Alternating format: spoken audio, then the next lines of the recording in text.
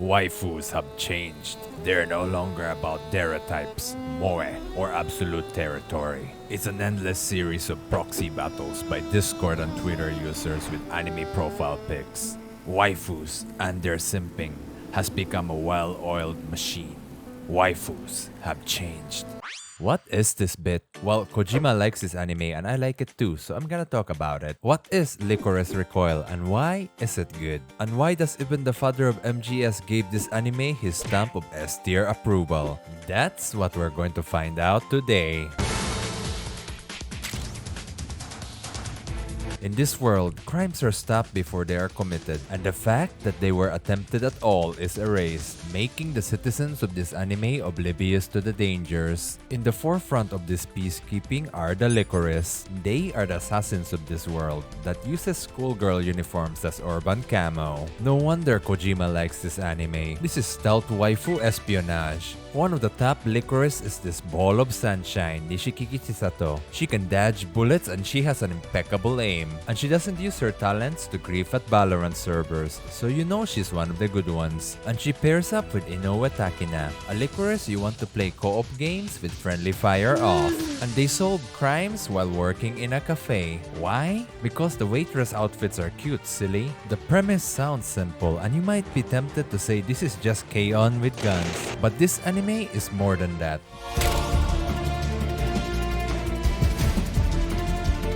The action in this anime is top-notch. You're gonna have to turn off your brain a little to enjoy it, but it's quite enjoyable. Never mind the fact that Chisato's rubber bullets go through the car doors but conveniently not pierce the skin.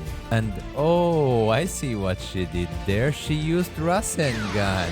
This anime is mindless fun. Chisato has very good observational skills that allow her to see subtle movements of the muscle, allowing her to dodge bullets. Takina is an equally capable Lycoris, and she is an excellent shot. And how they handle stealth waifu espionage is one of the highlights of this show. Anime from A1 Pictures has always been a coin flip. For every Yorla in April, we get Eromanga Sensei. For every 86, we get Aldnoa Zero Season 2. Even in this season, we have Engage Kiss airing at the same time as this anime. And the only good thing about Engage Kiss is Sharon. But luckily, A1 over-delivered making Rekoreko. And this anime had no boring moments. Because aside from the action, they had...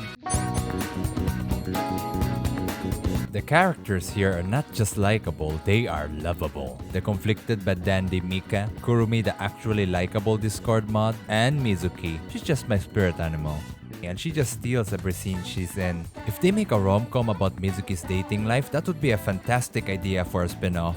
But the one that really shines through is the buddy cop comedy of Chisato and Takina. Their chemistry is just amazing. It's always a treat to see the uptight Takina trying to deal with whatever shenanigans the happy-go-lucky Chisato is up to. I lean more towards the Takina spectrum personality-wise. So I get the trials and tribulations that come with having a friend like Chisato. And it's scary how relatable some of the banters are. Okay, I gotta address this. The show really likes to spoon-feed this low-key shipping energy. Oh, did I say low-key? I meant in-your-face shipping. And you know what? I just love it. It's in your face, but it's not obnoxious, and it becomes the show's charm. Aside from this, you can really feel that their banter is how people would act towards someone they trust. And before you know it, you're invested in their relationship. So much to a point that you don't mind watching them trying to buy underwear for an entire episode. Because their chemistry just carried the show. Chisato and Takina are actually tackling the same core struggle, which is purpose. Takina has been in the Lycoris organization DA for all her life, but she had to make a difficult choice of disobeying orders to save a teammate that ultimately got her fired from DA. So she lost the only place that she believed gave her purpose. But that wasn't the case. She meets Chisato and starts working in the cafe that functions as a side branch of DA. And through Chisato, she realizes, oh, a person's purpose is made by their own. Chisato's arc actually doubles down on this outlook on purpose. There's this organization called the Alan Institute that helps people with extraordinary talents reach their full potential by giving them aid to conquer their disabilities. If they existed in FMA, they would make the best automales. Chisato had her 360 no-scope ability from a very young age, but she had a weak heart. So her savior gave her an artificial heart so she can use her talents to be the best assassin. But with a stroke of irony, Chisato wanted to be like her savior and decided to use her talents to save people. And because of this, she refuses to kill. So yeah, her savior wanted her to be John Wick, but instead she decided to be Batman. They had a specific purpose laid in front of them, but they chose their own purpose. And their overall theme of purpose makes the connection between Chisato and Takina all the more meaningful. How these two trust each other seeps into how they accomplish their missions. And you can slowly see that they are forging their bonds with each passing episode, and it's a delight to see. Speaking of delight, the cafe that this show is named after really starts to feel like everybody's homes. And you just want Chisato and Takina to protect this peaceful haven outside of DA's jurisdiction. Their outer haven. Okay, this is my last MGS reference.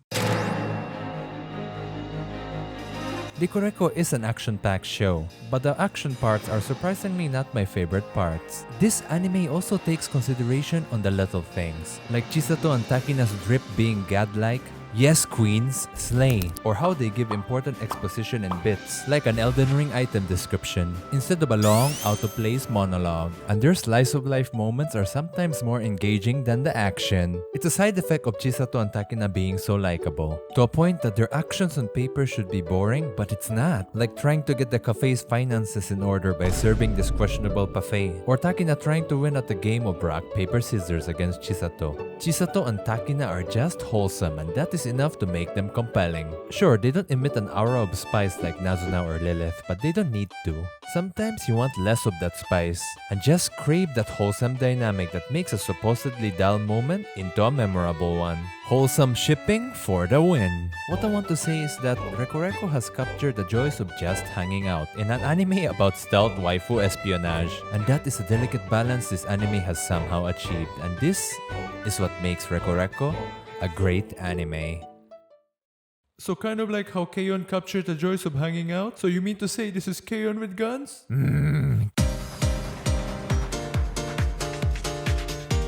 Hey, have you heard? Subscribing to this channel will actually boost the odds of you winning against Chisato in rock, paper, scissors. And you need all the help you can get.